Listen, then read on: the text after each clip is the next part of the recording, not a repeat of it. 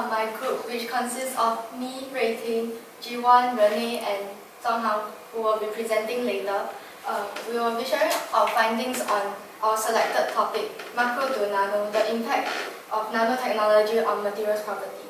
Next slide. So, what is nanotechnology? It is a science, engineering and technology conducted at nanoscale.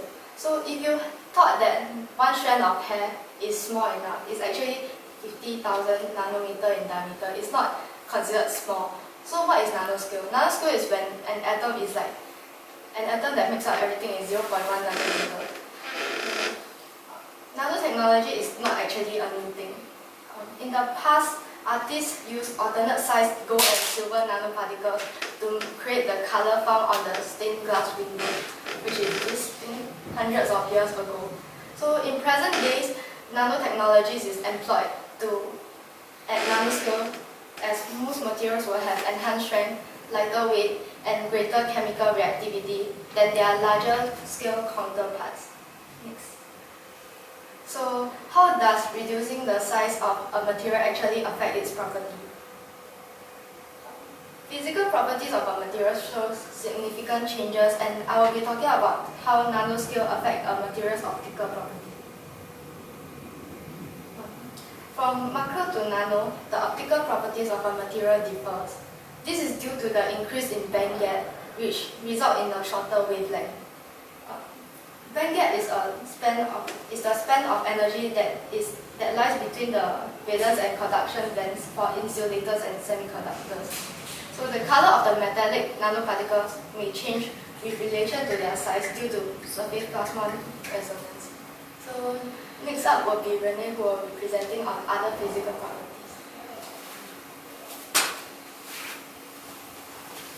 So my name is Renee. I'll be presenting to you the melting points of a material. It is affected by the lattice constants of a material, which refers to the physical dimension of a unit cell in a crystal lattice. When the size of a material decreases, the lattice constant will also be reduced. Therefore, the surface energy increases, hence the melting point of a material will be lower. As for the mechanical properties of a material, at nano size, the material will be high in grain boundaries. This makes the material stronger due to increased hardness, yield strength, and toughness. For example, iron, which has, as a bulk material, it has a 200 gigapascal of its Young modulus value, while in its nanoparticle form, it is 800 gigapascal.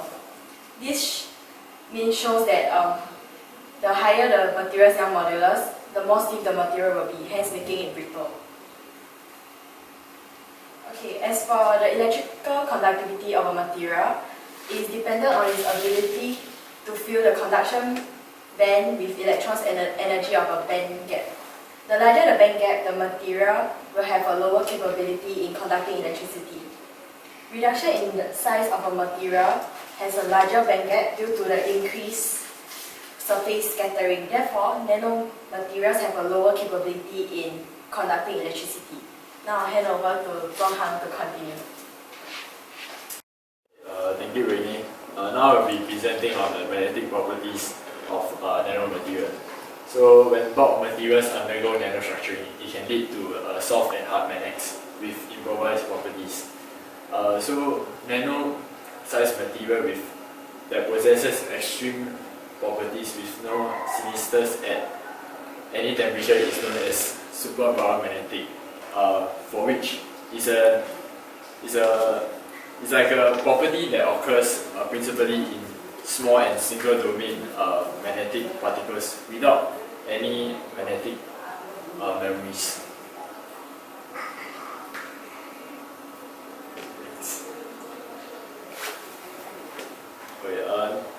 We will be presenting on some nano applications.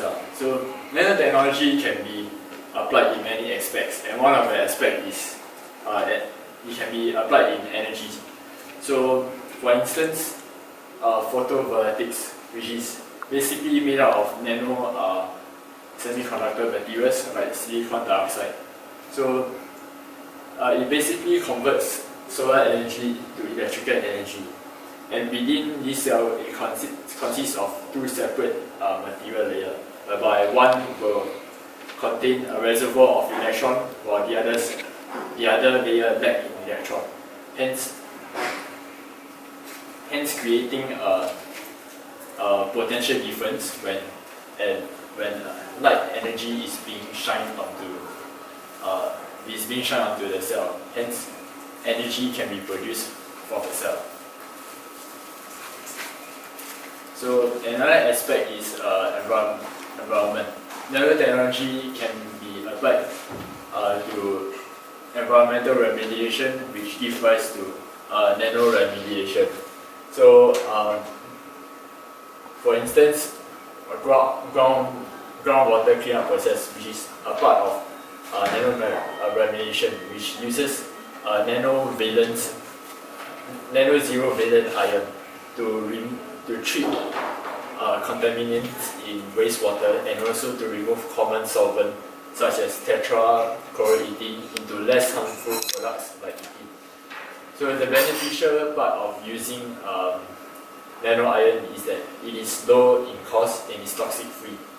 Furthermore, it is easily transported by water flow, and also it is able to remain in suspension for extended period of time. Thank you. Now I'll pass over the time to G1.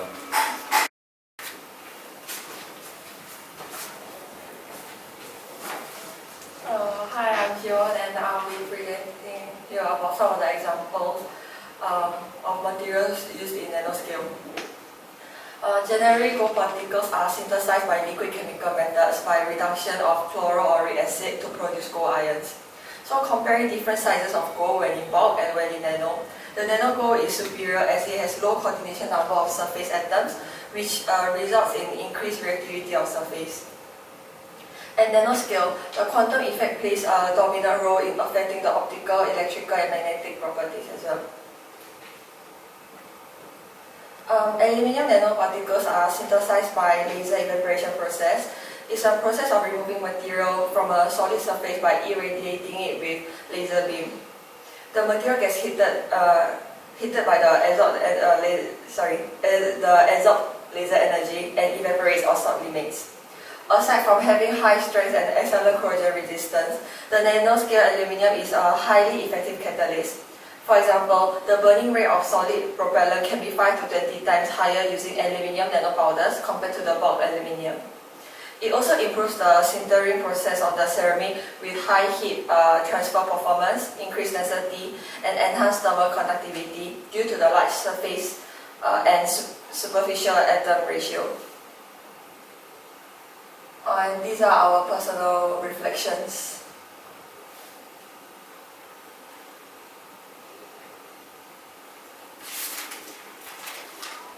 And our references.